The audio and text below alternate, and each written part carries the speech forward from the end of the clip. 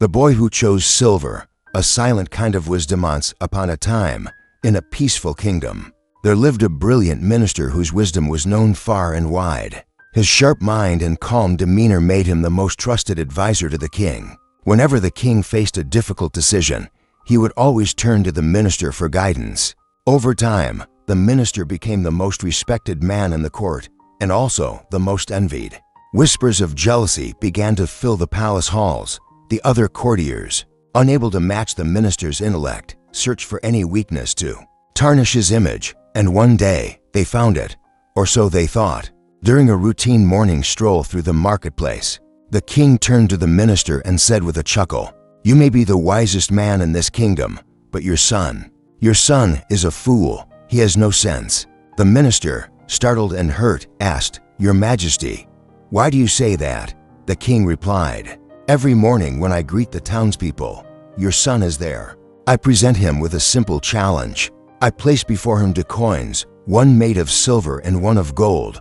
I ask, which is more valuable? And every single time, he picks the silver coin and says, 'Silver is more valuable than gold.' The court laughs, the people snicker. Your son is the jester of the kingdom."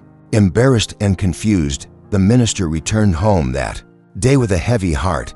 He had raised his son with care, taught him logic, honor, and truth. How could his boy not know the value of gold? That evening, he called his son and asked gently, "Tell me, son, between gold and silver, which is more valuable?" "Gold, of course, father," the boy answered without hesitation. "Then why do you tell the king otherwise?" the minister asked, trying to hide his disappointment. "Why let the entire court laugh at you and me?" The boy looked into his father's eyes and smiled.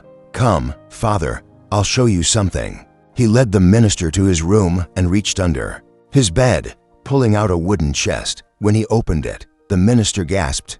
Inside were dozens, maybe hundreds, of silver coins, each shining under the candlelight. "These," the boy said softly, "are the coins I've collected.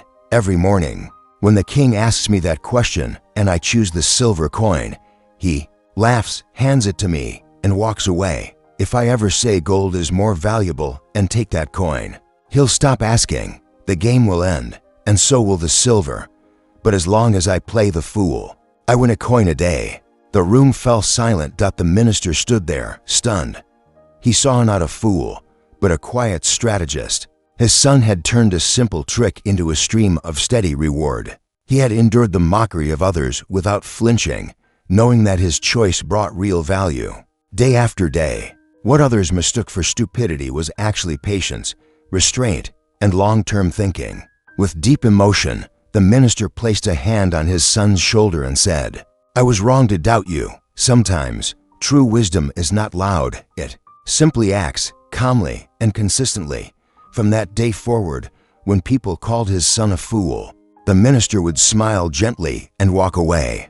He knew now that being laughed at didn't always mean being wrong, because the world often mocks what it doesn't understand.